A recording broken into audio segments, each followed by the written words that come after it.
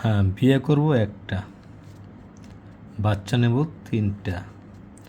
একটা হবে উকিল, একটা ডাক্তার, একটা হবে নেতা। তাহলে আমার আসবে টাকা। কীভাবে টাকা আসবে?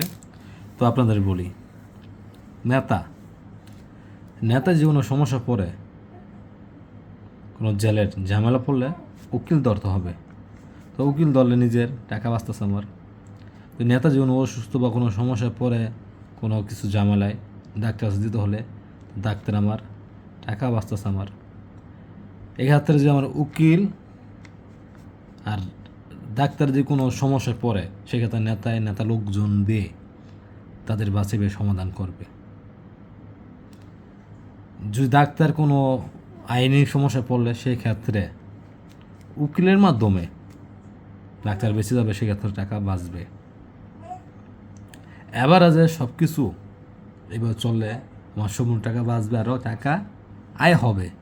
তো আমার আইডিয়াটা কেমন সেটা অবশ্যই আপনারা কমেন্টে জানাবেন। সব ভালো থাকবেন, সুস্থ শুভ, আল্লাহ হাফেজ।